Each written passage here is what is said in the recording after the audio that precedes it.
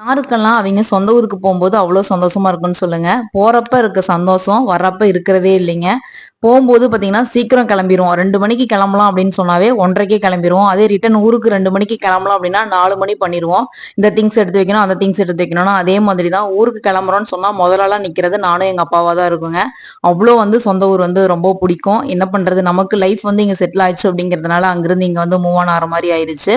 ஊருக்கு அண்ணா பசங்க, பாட்டி அவங்களுக்கு எல்லாமே பார்த்தீங்கன்னா, ஸ்நாக்ஸ், ஃப்ரூட்ஸ் எல்லாமே வாங்கிக்கலாம்னு சொல்லிட்டு, போற வழியில இது மாரி நெறைய வந்து ரோட்டோரமா வச்சு விப்பாங்கங்க. காட்டுல இருக்கிறதும் வந்து அன்னாச்சி பழம், குச்சிக்கிழங்கு இது மாதிரி வந்து விப்பாங்க. அப்படியே எல்லாமே வாங்கிட்டு நாங்களும் ஊருக்கு வந்துட்டோம்.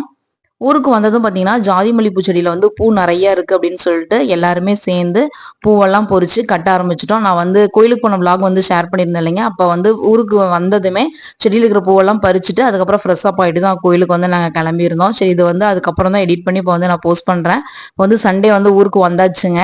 அப்புறம் தாத்தாவுக்கு கொஞ்சம் அடிக்கடி வந்து உடம்பும் சிக்காயிட்டே இருக்குங்களா, அதனால வந்து அப்படியே அவரையும் பார்த்துட்டு வந்துடலாம் அப்படின்னு சொல்லிட்டு தான் ஊருக்கு போயிருந்தோம். கோயில்லயும் வந்து கூழ் ஊத்துறதுனால சரி அதையும் வந்து பார்த்துட்டு தாத்தாவையும் பார்த்துட்டு வந்துடலாம்னு சொல்லிட்டு தாங்க. அண்ணா பசங்களையும் பார்த்தீங்கன்னா லீவுங்கிறதுனால அப்பா கூட்டிட்டு வந்துட்டாரு. தாத்தாவுக்கு பார்த்தீங்கன்னா 90 வயசு ஆயிருச்சுங்க. ஏதோ வீட்டுக்கும் வாசலுக்கும் நடந்துக்கிட்டு அப்படியே தான் இருக்காரு. இந்த குச்சி தான் அவருக்கு வந்து பார்த்தீங்கன்னா ரொம்ப ஹெல்ப்ஃபுல்லா இருக்கும் வச்சு நடக்கிறதுக்கு.